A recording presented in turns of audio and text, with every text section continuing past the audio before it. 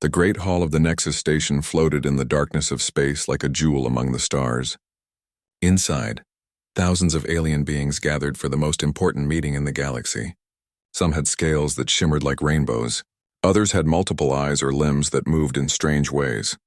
They came from every corner of known space, and today they would discuss trade routes, peace treaties, and the future of their civilizations.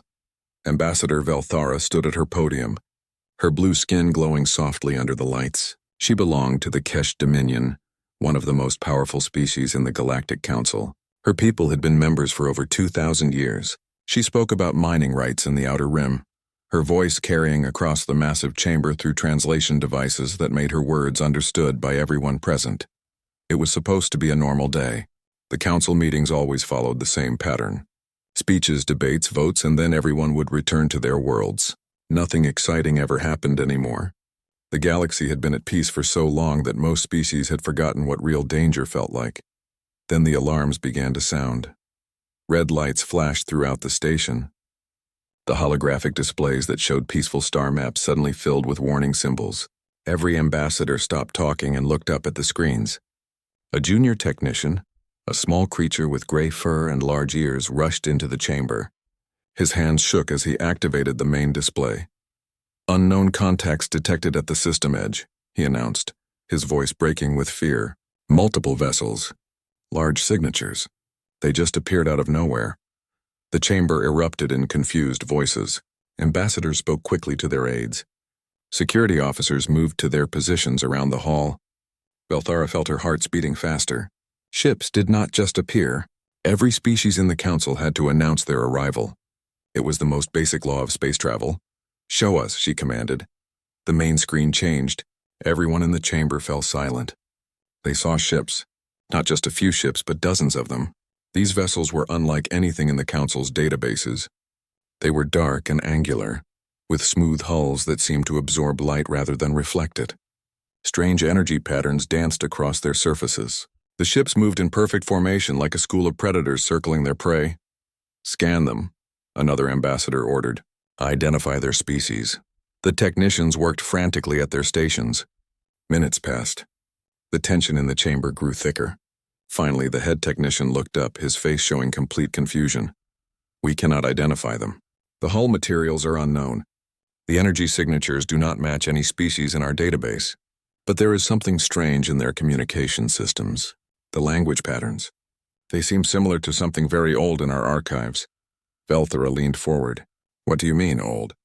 The technician's hands moved across his controls, pulling up ancient files. 800 years ago, the Council made contact with a species called humans. They lived on a planet called Earth, but they destroyed themselves in nuclear war. We have them listed as extinct. These ships, they are using communication protocols that match the old human systems. The chamber exploded with noise. Ambassadors shouted in disbelief. Some laughed at the impossibility of it. Others demanded better scans. Velara felt a cold sensation move through her body. Humans. She knew that name from her history lessons. Her grandmother had told her stories about them. Dangerous stories. "That is impossible," she said loudly, silencing the chamber. "Humans are extinct. We have probe data from Earth. The planet is a radioactive wasteland. No one could have survived." "Perhaps these are not from Earth," suggested Ambassador Korvax of the Vex Collective. His massive form shifted in his specialized chair. "Perhaps another species found human technology and is using it." Before anyone could respond, every communication device in the station activated at once. A voice filled the chamber. It was clear and strong, speaking in perfect galactic standard. The common language of the Council. "Nexus Station. This is Commander Sarah Chen of the Human Expeditionary Fleet. We have waited a long time for this moment. We have returned." The silence that followed was absolute. Even the machine seemed to stop humming. Velara stared at the screen, her mind refusing to accept what she heard. Humans, real humans, alive and speaking to them from impossible ships. "This is Ambassador Velara of the Galactic Council," she finally responded, trying to keep her voice steady. "You claim to be human. That is not possible. Earth was destroyed centuries ago. Identify yourselves properly or you will be treated as hostile." There was a pause. Then the voice spoke again, and this time there was something in its tone. Not anger, but something colder. Something patient. We are exactly who we say we are. We are the descendants of Earth, the survivors of the fire that you watched burn. We did not die, Ambassador. We simply went dark. We rebuilt in the shadows while the galaxy forgot about us. And now we have returned, stronger than before. Another ambassador, this one from the peaceful Pelothian consortium, spoke up. His voice trembled. Why have you come here with warships? If you seek peace, why arrive with such force? The human voice answered quickly. We come with force because we learned a hard lesson. The galaxy is not kind to the weak. 800 years ago, we reached out to the Council for help. We were dying and we asked for aid. Do you know what the Council did? Nothing. You watched us burn. And when we were at our weakest, some of your member species came to our colony worlds. They took our people as slaves. They stole our resources. They thought we were too broken to ever fight back. Velara felt ice in her blood. She knew this story. Her grandmother had been part of the exploration fleets that went to the human colonies, but the official records said those worlds were abandoned. Empty. They had simply claimed empty territory. You speak of crimes without evidence, she said, but her voice sounded weak even to her own ears. We have evidence, Commander Chen replied. We have records. We have survivors. We have the truth that you buried in your archives, and now we have come to collect what is ours. The human fleet on the screen suddenly changed formation. The ships spread out, surrounding the Nexus station at a distance. They did not fire weapons. They did not make threats. They simply waited like a pack of wolves around a campfire, patient and ready. What do you want? Korvax demanded, his voice booming across the chamber. The answer came immediately, and every word felt like a hammer blow. We want 3 things. First, reparations for the colonies you destroyed and the people you enslaved. Second, full membership in the Galactic Council with all rights and privileges. Third, extradition of every individual responsible for war crimes against human settlements. You have 72 hours to decide. After that, we will take what we are owed by other means. The communication ended. The chamber remained silent for a long moment. Then everyone started talking at once, voices rising in panic and anger. Velara looked at the dark ships on the screen and felt something she had never experienced before in her long life. She felt afraid. The humans had returned, and everything was about to change. The council chamber had not been quiet for even a moment since the human transmission ended.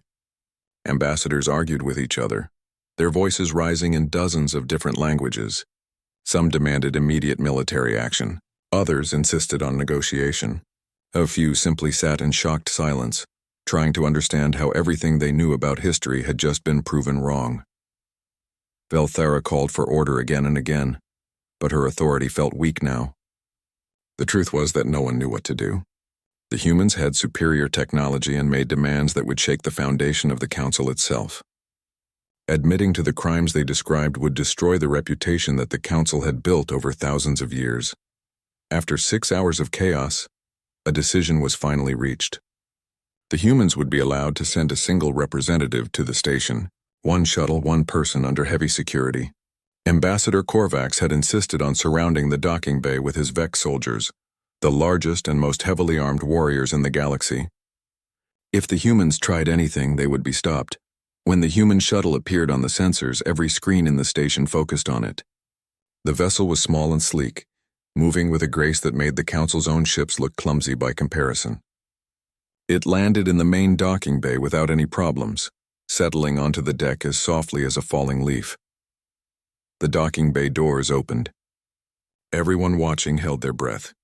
What emerged was not what they expected. Commander Sarah Chen was human, and she looked remarkably ordinary. She stood about average height for her species, with dark hair tied back in a simple style. She wore a uniform that was functional rather than decorated. She carried no visible weapons. As she walked down the ramp from her shuttle, she looked around at the Vex soldiers with their massive guns and simply smiled. "Thank you for the greeting party," she said calmly, "though I assure you it was not necessary." The soldiers escorted her through the station. Thousands of aliens watched as she passed, some with curiosity, others with hostility. Chen walked with confidence but not arrogance. She nodded politely at those who stared. She seemed completely unafraid, even though she was surrounded by potential enemies. When she entered the council chamber, the vast room fell silent. Every eye of every shape and color focused on this single human woman. She stood before the assembled representatives of thousands of worlds and looked perfectly comfortable. Thank you for agreeing to meet with me, Chen began, her voice clear and steady. I know this is difficult for all of you. The return of a species you thought extinct would be shocking under any circumstances. But we are not here to cause chaos. We are here to set things right. She placed a small device on the podium. It projected holographic images into the air above the chamber. The first image showed Earth, but not the dead world that Council records described. This Earth was alive with lights. Cities covered the continents, reaching up into the sky and down deep underground. This is Earth today, Chen said. 50 billion humans call it home. We never left our world, though your records claim we destroyed it. The truth is more complicated. The images changed, showing scenes from 800 years ago. Human cities burning, mushroom clouds rising into the sky, people screaming and dying. The council members watched in uncomfortable silence. They had all seen these images before in their history databases. Yes, we had a nuclear war, Chen continued. Our species nearly destroyed itself. But what your records do not show is why it happened. We have recovered data from that time. We found evidence of external interference. Someone hacked into our nuclear systems. Someone wanted us to destroy ourselves. She touched her control, and new images appeared. These showed energy signatures and computer code, technical readouts that most of the ambassadors could not fully understand, but their experts would recognize. The cyber attack came from outside Earth, Chen said quietly. The signature matches Kesh technology from 800 years ago. Someone from the Galactic Council or connected to it tried to eliminate humanity before we could become a threat. Every head in the chamber turned to look at Velara. The Kesht ambassador's blue skin had gone pale. Her hands gripped the edges of her podium so tightly that her fingers looked white. That is a lie, she said, but her voice wavered. My people would never what? Chen interrupted, her voice suddenly harder. Would never eliminate a potential rival? Would never fear what humans might become? Your own historical records show that the Kesht have done exactly this to 3 other species. We are just the ones who survived. Chen continued her presentation. More images appeared, showing human colony worlds on the edge of known space. These were the settlements that humans had established before the war, small communities trying to build new lives on distant planets. The images showed these colonies under attack. Kesht ships in orbit, buildings burning, people being loaded into cargo vessels. After the war, when we were at our weakest, your people came to our colonies, Chen said, her eyes locked on Velara. You took everything. Resources, technology, people. The Council's own records list these worlds as abandoned and claimed for development. But they were not abandoned. Our people were there and they were taken as slaves. A new voice spoke up. It belonged to Crics, a young ambassador from the Pelothian Consortium. His people were known for their honesty and record-keeping. He looked troubled as he stood. I have checked our historical archives, Crics said slowly. There are gaps in the official records from that time period. Files that were deleted or sealed. I always thought it was simply data corruption. But now I wonder if it was something else. It was a cover-up, Chen stated flatly. The council knew what the Kesht were doing and chose to look away. Some members even participated. We have testimony from survivors. We have recovered logs from the Kesht ships themselves. We have the truth. The chamber erupted again. Some ambassadors demanded to see this evidence. Others accused Chen of fabricating everything. Velara sat in silence, her face showing a mix of emotions, shock, denial, and perhaps underneath it all, guilt. Chen waited for the noise to die down. When she spoke again, her voice was softer but somehow more powerful. We could have come back with revenge in our hearts, she said. We could have attacked the Kesht homeworld. We could have destroyed the council and everyone in it. We have the power to do so. But that is not who we are. We survived because we chose to be better than those who hurt us. She looked around the chamber, meeting the eyes of as many ambassadors as she could. Humanity spent 800 years rebuilding. She continued. We went underground and into hidden systems. We developed new technology. We grew stronger. But we also learned. We studied every species in the council. We watched how you interact, how you govern, how you keep peace. And we saw something important. Despite your flaws, despite the crimes that some of you committed, the council has done good things too. You have prevented wars. You have saved species from extinction. You have built something worth preserving. She touched her control again and the images disappeared. That is why we are offering you a choice. You can admit to what happened and work with us to make it right. Reparations for what was stolen. Justice for those who committed crimes. A new beginning for human-council relations. Or you can refuse and we will have to consider other options. Are you threatening us? Korvax demanded, rising from his seat. I am giving you an opportunity, Chen replied calmly. We are not your enemies unless you make us so. We want to join the galactic community. We want to trade, to share knowledge, to build a better future together. But we will not do it by pretending the past did not happen. Truth comes before peace. Velara finally stood. Her voice was quiet but firm. What you asked for could destroy the Council. If we admit to these crimes, if we allow your demands, other species will question everything. The unity we have built could collapse. Chen looked at her with something that might have been sympathy. Then perhaps the unity you built was based on a lie, she said gently. And perhaps it is time to build something better. Something real. You have 72 hours to decide. Use them wisely. With that, Chen turned and walked out of the chamber. The Vex soldiers followed her, but somehow she did not look like a prisoner. She looked like someone who had already won just by speaking the truth. Behind her, the council dissolved into arguments and accusations. Secret meetings began immediately. Alliances formed and broke. And deep in the station systems, a young Pelothian ambassador named Crics began searching the sealed archives, looking for the truth that had been buried for so long.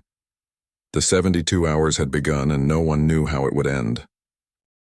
The private meeting room was designed to block all recording devices. Its walls were made of special materials that prevented sound from escaping. Only the most trusted members of the Galactic Council knew it existed. Tonight it held 3 very worried aliens. Ambassador Velara paced back and forth, her blue skin darker than usual. Ambassador Korvax sat in his reinforced chair, his massive arms crossed over his chest. Between them stood Commander Thexral of the Kesht military, a tall figure with scars on his face that told stories of old battles. The human is lying, Velara said, but her voice lacked conviction. She must be. Your own face betrayed you in that chamber, Korvax rumbled. Everyone saw it. You knew something about what she said. Tell us the truth. Velara stopped pacing. She looked old suddenly, tired in a way that went beyond physical exhaustion. My grandmother was part of the Colonial fleets 800 years ago, she said quietly. Before she died, she told me stories. I thought they were just that, stories, exaggerations from an old soldier. She spoke of going to human worlds, of taking resources because the Council needed them, and the humans were too weak to use them properly. She said it was necessary for the greater good. And you never questioned it? Thexral asked sharply. I was young, Velara said defensively, and it was so long ago. The official records said those worlds were empty. I had no reason to doubt them. Korvax leaned forward. The question now is not what happened then. The question is what we do now. The humans have evidence. If they present it to the full Council, if other species learn what the Kesh did with Council approval, everything will fall apart. Then we do not let them present it, Thexral said coldly. Their fleet is powerful, yes, but my intelligence officers have analyzed their formation.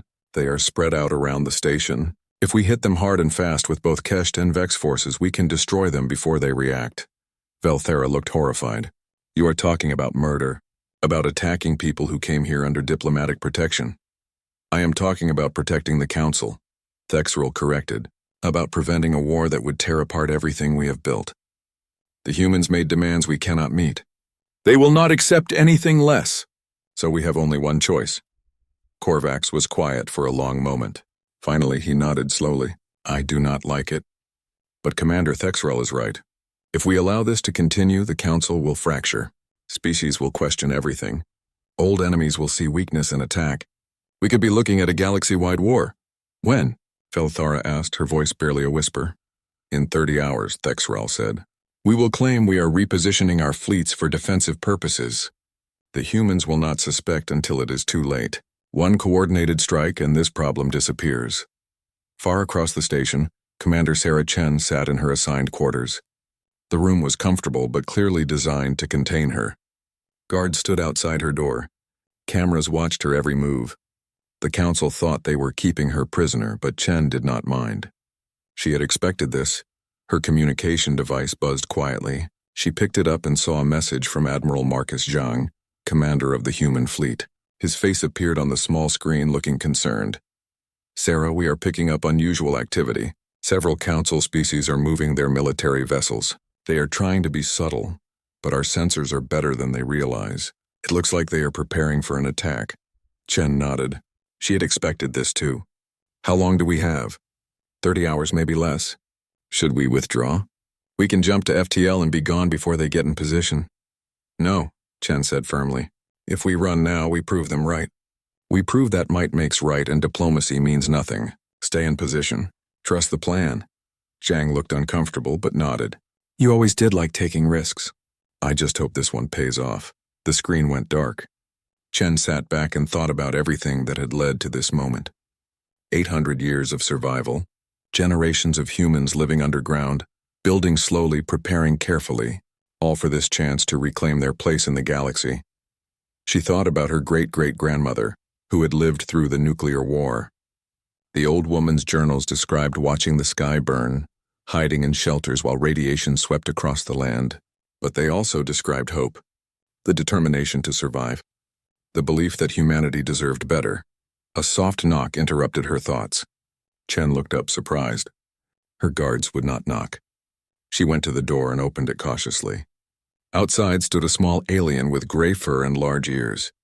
She recognized him from the council chamber. Crics, the Pelothian ambassador, may I come in? He asked quietly. Glancing nervously at the cameras, Chen stepped aside. Crics entered quickly and she closed the door. He was carrying a datapad and looked frightened. I should not be here, he said. If my government learns I have contacted you privately, I could be charged with treason. But I have found something in the archives. Something terrible. He held out the datapad. Chen took it and began reading. Her eyes widened as she went through the files. These were original council records, sealed and classified. They confirmed everything she had said in the chamber and more. The Kesht had indeed attacked the nuclear systems of Earth. They had received approval from several council members who feared human expansion. The raids on colony worlds were documented in detail, including lists of humans taken as slaves and where they were sold. Why are you showing me this? Chen asked. Crics met her eyes. Because it is wrong. Because my entire life I was taught that the council stands for justice and peace. But these files show that we built our peace on the suffering of others. If we cannot face the truth about what we did, then we do not deserve to exist. Chen felt respect for this young alien. It took courage to betray your own government for the sake of what was right. There is more, Crics continued. I have intercepted communications. The Kesht and Vex are planning to attack your fleet. In 30 hours. They think if they destroy you, the problem goes away. Do they know you have this information? Chen asked sharply. No, I have been very careful. But Commander, you need to leave. Your fleet cannot survive a combined assault from two of the Council's most powerful militaries. Chen smiled, though there was no humor in it. Thank you, Crics, you have done a brave thing today. But we are not leaving. We came here knowing this might happen. We have plans. She handed the datapad back to him. Keep this safe. When the time comes, you may need to show it to people who still believe in justice. Can you do that? Crics nodded slowly. I will try. But please be careful. They will not show mercy. After he left, Chen contacted Zhang again. She told him about the conversation and the confirmed plans for attack. The Admiral listened carefully, then smiled grimly. So it begins, he said. Should I prepare the fleet? Yes, but remember, no killing unless absolutely necessary. We came here to prove we are better than them. That means showing restraint even when attacked. That is a lot to ask of our people, Zhang said quietly. I know, but it is who we are. It is what we fought for all these years. We survived not by becoming monsters, but by remaining human. The hours ticked by. Across the station, different groups prepared for what was coming. The Kesht and Vex moved their ships into position, thinking they were being clever. The council members who were not part of the conspiracy went about their business, unaware of the storm about to break. Crics hit his datapad and prayed he had done the right thing, and Commander Chen sat in her quarters calm and ready. She had faith in her people, faith in the ships they had built, and the training they had received. But most of all, she had faith in the simple idea that truth and justice were worth fighting for, even when the galaxy itself stood against you. 29 hours remained. The pieces were all in position. Soon everyone would learn what humanity had become during their 800 years in the dark. The galaxy was about to change forever. and there was no going back now. In the command center of the Kesht flagship, Commander Thexral looked at his tactical display and smiled. The humans had not moved. They suspected nothing. This would be easy. By this time tomorrow, the threat would be eliminated and the Council would be safe. He had no idea how wrong he was. The attack came exactly when Crics had predicted. 28 hours after Chen's ultimatum, the Kesht and Vex fleets dropped their pretense and moved into strike formation. On the Nexus station, alarms began to sound. Council members who were not part of the conspiracy rushed to the observation decks trying to understand what was happening. Ambassador Velara watched from the Council chamber as the first weapons fired. She had tried to stop this. After her meeting with Thexral and Korvax, she had spent hours arguing against the attack. But she had been overruled by her own military commanders and government. Now all she could do was watch and hope the cost would not be too high. The Kesht ships were fast and maneuverable. The Vex vessels were massive and heavily armed. Together, they represented the most powerful military force in the galaxy. Over 300 warships against the human fleet of 70 vessels. The numbers seemed overwhelming. The first salvo of missiles streaked across space toward the human ships. Energy beams followed, brilliant lances of destructive power. The weapons were designed to punch through any known shielding technology. They should have torn the human fleet apart in seconds. Instead, something impossible happened. The human ships simply were not there anymore. One moment they occupied specific positions in space. The next moment they had moved, but not in any way that made sense. They did not accelerate away from the weapons. They just appeared somewhere else as if they had skipped through space itself. The missiles and energy beams hit empty vacuum. In the Kesht flagship, Commander Thexral stared at his displays in confusion. What just happened? Where did they go? His sensor officer looked equally baffled. I do not know, sir. One moment they were there, the next they were not. It is like they teleported. That is impossible. Teleportation requires massive amounts of energy, and he never finished the sentence. The human ships reappeared, and they were everywhere. They had scattered throughout the Kesht and Vex formations, moving faster than anything that size should be able to move. Blue energy fields shimmered around their hulls, some kind of shielding that his sensors could not properly analyze. Then the human ships opened fire. But their weapons were not what Thexral expected. Instead of missiles or energy beams, they fired something that looked like lightning made solid. The strange weapons reached out and touched the Kesht and Vex vessels, and systems began shutting down. Sir, we have lost main power. His engineering officer reported in panic. Weapons offline. Shields offline. Propulsion at 15%. All around the battlefield, the same thing was happening to every ship in the Kesht and Vex fleets. The humans were not destroying them. They were disabling them, systematically and efficiently. It was like watching a teacher discipline children rather than a military engagement. On the Nexus station, thousands of beings watched in stunned silence. The most powerful military force in the galaxy was being taken apart like toys. The human ships moved through the formations like dancers, never staying in one place long enough to be targeted, never using more force than necessary. It was beautiful and terrifying at the same time. Aboard the human flagship Indomitable, Admiral Zhang watched the battle with satisfaction. Everything was going according to plan. His ships were using quantum displacement drives that allowed them to phase through normal space. Their weapons were electromagnetic pulse cannons designed to disable rather than destroy. Every technology they were using had been developed specifically for this moment. Target the command ships next, he ordered. Let's end this quickly. Within 15 minutes it was over. Every Kesht and Vex warship floated dead in space, their crews unharmed but completely powerless. Not a single shot had actually hit a human vessel. The humans had not even needed to use their full capabilities. Zhang opened a communication channel that broadcast to every ship and to the Nexus station itself. His voice was calm and measured. This is Admiral Marcus Zhang of the Human Expeditionary Fleet. To the crews of the disabled vessels, you are in no danger. We have only disabled your systems, not damaged your ships. Emergency life support is still functioning. Rescue vessels from the station can reach you safely. To the Galactic Council, I hope we have made our point. We could have destroyed this fleet. We could have killed everyone aboard. We chose not to. This is who humanity is. We fight only when forced, and even then we show mercy. In the council chamber, every ambassador sat in shocked silence. They had just witnessed something that should have been impossible. The humans had defeated a combined fleet that outnumbered them 4-1, and they had done it without causing a single casualty. The implications were staggering. Crics stood up, his legs shaking but his voice firm. "I have something the council needs to see." He activated the datapad he had hidden, projecting the sealed files for everyone to witness. The chamber filled with evidence. Communication logs showing Kesht officials ordering the cyber attack on Earth. Reports from colony raids listing human slaves and their sale prices. Council meeting minutes where the decision was made to ignore the situation. 800 years of lies and cover-ups all laid bare. "This is what we did," Crics said, his voice breaking with emotion. "This is the truth we buried. The humans were telling us the facts and we tried to kill them for it. They could have taken revenge, but instead they showed us mercy. Now we must decide who we want to be.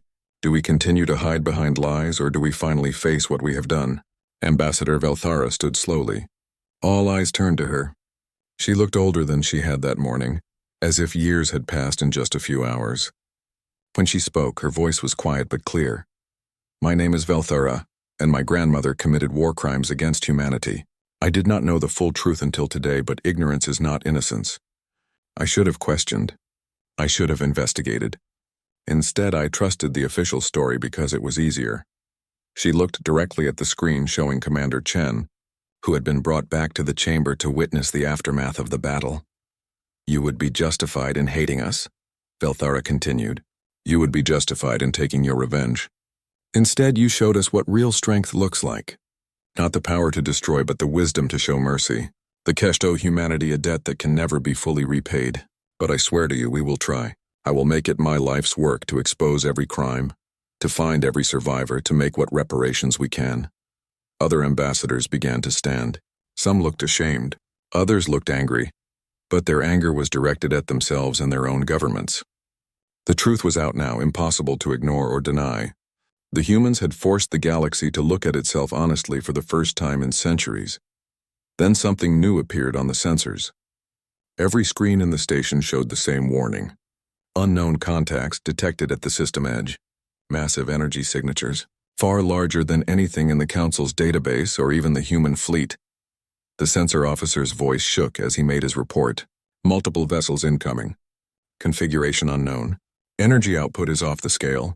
They are heading directly for the station." Chen's communication device buzzed urgently. She answered it, and Admiral Zhang's face appeared. He looked worried for the first time since the humans had arrived. "Sarah, we are picking up something on long-range sensors. These ships, they match descriptions from our oldest archives, from before the nuclear war, when we first made contact with other species. The Council records mentioned an ancient enemy, something they were running from." Chen felt cold understanding wash over her. She looked at the Council members, many of whom had gone pale as they studied their own sensor readings. "The Devourer swarm," Ambassador Korvac said quietly. "They have found us." The chamber erupted in panic. Ambassadors shouted questions and orders. Security personnel ran to their stations. In all the chaos, Chen walked calmly to the center of the chamber and spoke a single word, amplified by the station's systems. "Explain." Korvax looked at her with something like shame in his eyes. "The Council was not founded to promote peace, Commander. It was founded to run away from that." He pointed at the screen showing the approaching vessels. "The Devourer swarm. They consume entire species. They take worlds and leave nothing behind. 3,000 years ago, they destroyed half the galaxy. The species that survived joined together and fled, building the Council as a way to stay ahead of them." "You have been running for 3,000 years?" Chen asked, disbelief in her voice. "We have been buying time," Velara corrected, "sacrificing peripheral species to slow them down, staying one step ahead. Your species was supposed to be another sacrifice. When you destroyed yourselves, it seemed like fate. The swarm would find Earth, find nothing useful, and waste time searching. It would buy us more years." Chen stared at them, understanding finally clicking into place. "That is why you did not help us. You wanted us to die so they would waste resources on our corpse. That is why you raided the colonies after. You wanted to erase any trace that could lead them forward." "Yes," Velara said simply. "And now they are here, drawn by the energy signatures from the battle. The Council fleet is scattered. The Kesht and Vex ships are disabled. We have no defense." Chen looked at the approaching threat on the screens. She thought about her orders, her mission, everything she had planned. Then she made a decision that would define humanity's relationship with. The devourer swarm filled the sensor screens like a plague of locusts descending on a field. There were hundreds of them, perhaps thousands. The ships were organic-looking things, grown rather than built. They pulsed with dark energy and moved with the coordination of a single mind. Where they passed, space itself seemed to wither. The council chamber had descended into chaos again. Some ambassadors were fleeing to their ships, preparing to run as their ancestors had run for 3,000 years. Others sat frozen in their seats, unable to process what was happening. A few, like Crics and Velara, stayed and watched Commander Chen, waiting to see what this human would do. Chen stood at the center of it all, calm as still water. She was speaking into her communication device, giving orders to Admiral Zhang. Around her, holographic displays showed the human fleet repositioning around the Nexus station. 70 ships against an armada that had destroyed civilizations. The math was not encouraging. All ships in defensive formation Omega. Zhang's voice came through the speakers. Quantum drives at full power. Pulse cannons charged. But remember, we cannot win this fight alone. We need to buy time. How much time? Chen asked. As much as you can give us. If the council species are going to help, they need to decide now. Chen closed the channel and turned to face the remaining ambassadors.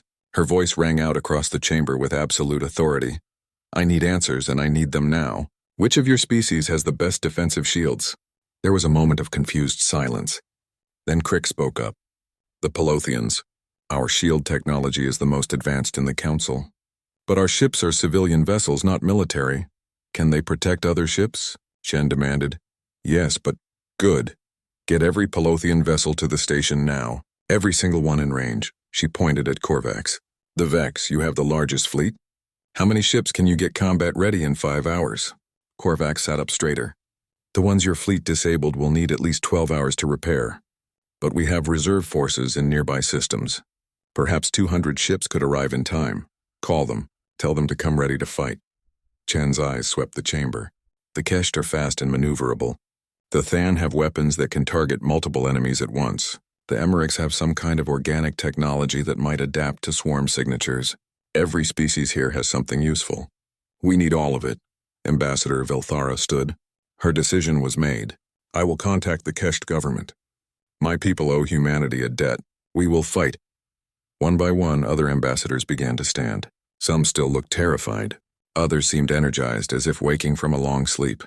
Crics was speaking rapidly into his own device, calling for every Pelothian ship in range. Korvax bellowed orders to his military commanders. Chen opened a channel to the entire station.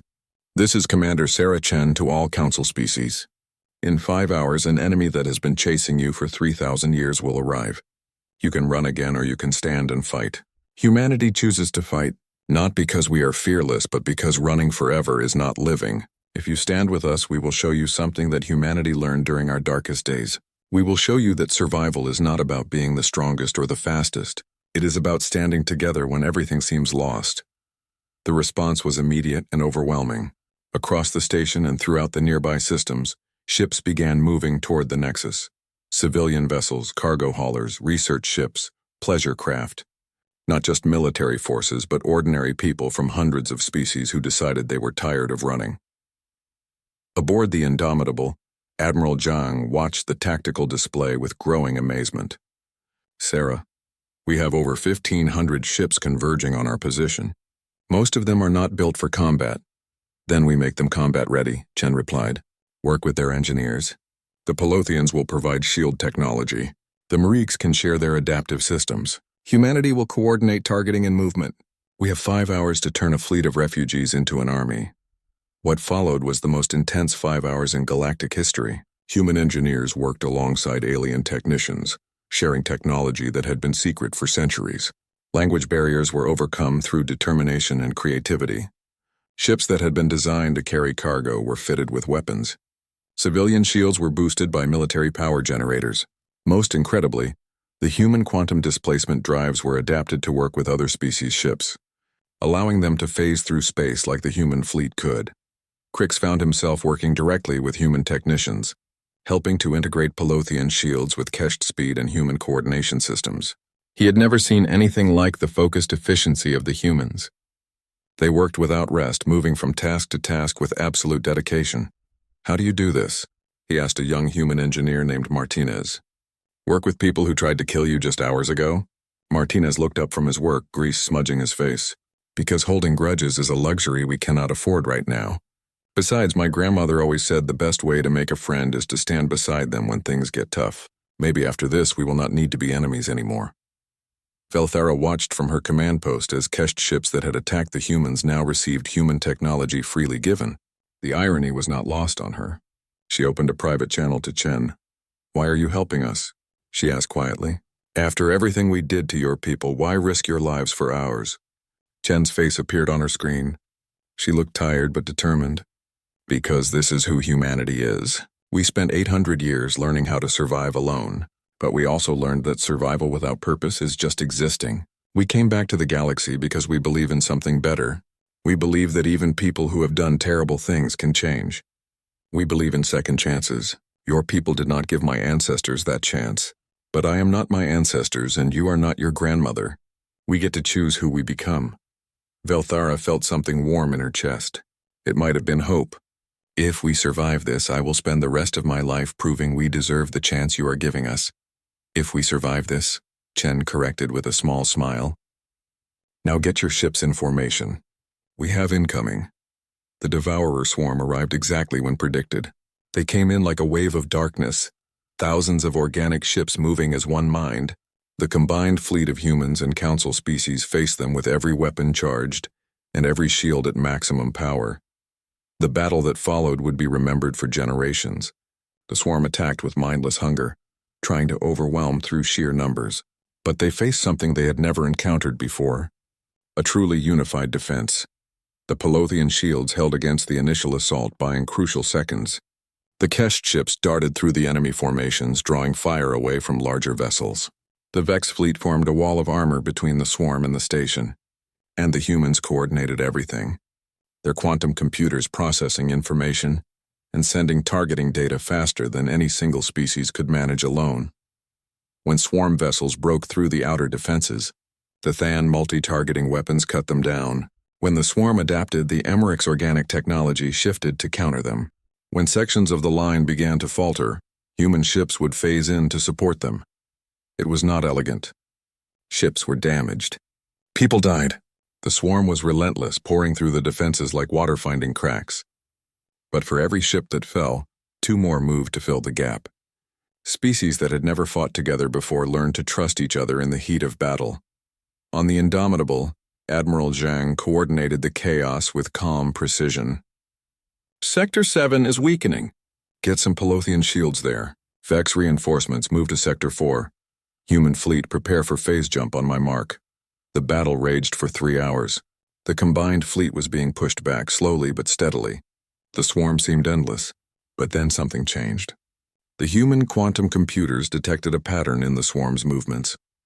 "A central command node directing the entire force. There," Chen said, highlighting it on Zhang's display. "That is their brain. If we can take it out, the rest will lose coordination." "It is in the center of their formation," Zhang observed, "surrounded by at least 200 ships. We would never make it through." "Not alone," Chen agreed. "But together?" Zhang smiled. "You are insane, I love it. All ships, new target. We are going right through them." What happened next became legend. The entire combined fleet, over 1,500 ships from dozens of species, moved as one. The Pelothians pushed their shields to maximum, creating a protected corridor. The Kesht scouted the path ahead, finding the weakest points. The Vex smashed through obstacles. And in the center, protected by everyone else, the human flagship phased through the final defenses. The Indomitable emerged directly beside the swarm command node. Zhang did not hesitate.